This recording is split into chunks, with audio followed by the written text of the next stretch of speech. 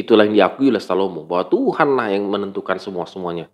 Tuhanlah yang turut campur tangan dalam kehidupan kita. Sehingga dipastikan janji Tuhan itu tergenapi.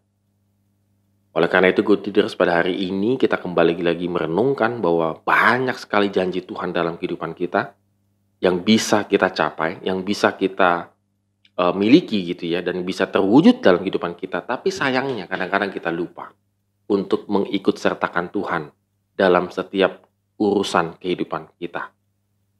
Oleh karena itu, kembali lagi hari ini kita mohon kepada Tuhan supaya Tuhan turut campur tangan dalam setiap urusan kehidupan kita.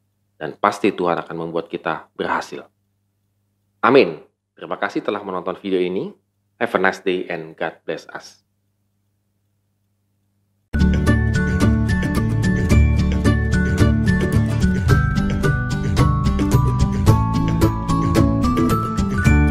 Shalom good readers, hari ini kita kembali merenungkan firman Tuhan. Tetap semangat, tetap optimis dalam menjalani kehidupan kita. Apapun pekerjaan yang akan kita lakukan pada hari ini, kiranya Tuhan senantiasa memberkati kehidupan kita. Dan kita akan melanjutkan pembacaan kita dari 2 Tawarikh pasal 6, ayat 1 sampai dengan yang ke-11. Tidak terlampau banyak gitu ya, 11 ayat saja. Dan tetap juga semangat untuk membaca bagian daripada firman Tuhan ini. Allah telah hadir di dalam bait-Nya yang kudus, di dalam awan kemuliaan ya. Kalau kemarin kita lihat Tuhan hadir dalam bait Allah ketika tabut perjanjian sudah diletakkan di bait Allah.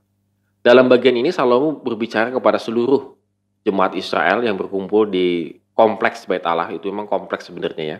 Kemudian setelah memberkati mereka, ia berbicara tentang beberapa hal, dan ada 3 bagian setidaknya kalau kita boleh bagi-bagi pada perikop kita yang kita baca pada hari ini.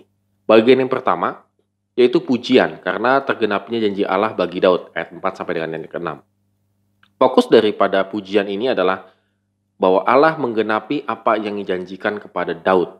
Penulis Tawarikh sekali lagi mengaitkan Daud dan Salomo secara erat begitu ya, dan Salomo tidak bertindak atas inisiatif sendiri tetapi mewujudkan janji Allah kepada Daud.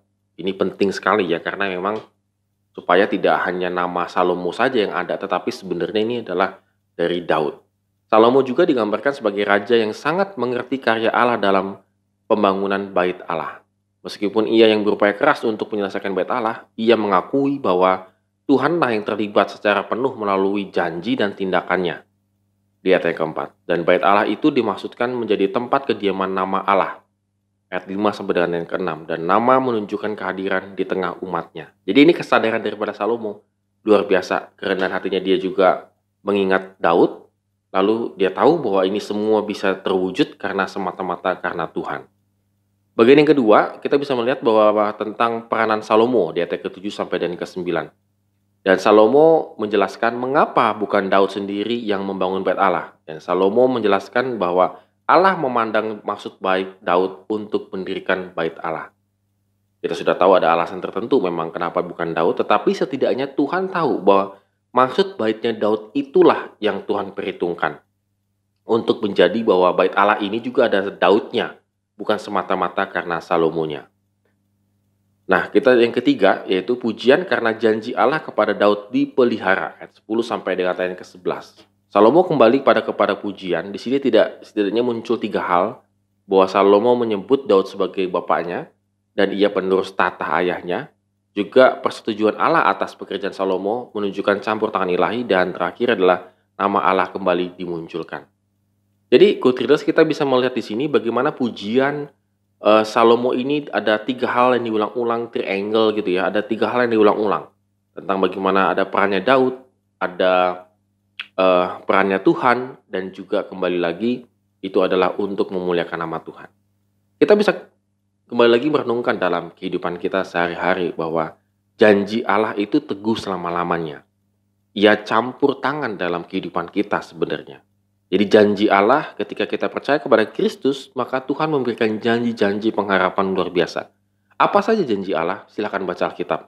Silakan temukan di dalam Alkitab janji-janji Allah bagi orang yang setia dan percaya kepadanya. Dan dia tidak sekedar janji, tapi dia juga turut campur tangan dalam kehidupan kita. Itulah yang diakui oleh Salomo, bahwa Tuhanlah yang menentukan semua-semuanya. Tuhanlah yang turut campur tangan dalam kehidupan kita. sehingga dipastikan janji Tuhan itu tergenapi. Oleh karena itu, good leaders, pada hari ini kita kembali lagi merenungkan bahwa banyak sekali janji Tuhan dalam kehidupan kita yang bisa kita capai, yang bisa kita miliki gitu ya, dan bisa terwujud dalam kehidupan kita. Tapi sayangnya kadang-kadang kita lupa untuk mengikut sertakan Tuhan dalam setiap urusan kehidupan kita. Oleh karena itu, kembali lagi hari ini kita mohon kepada Tuhan supaya Tuhan turut campur tangan dalam setiap urusan kehidupan kita. Dan pasti Tuhan akan membuat kita berhasil. Amin. Terima kasih telah menonton video ini. Have a nice day and God bless us.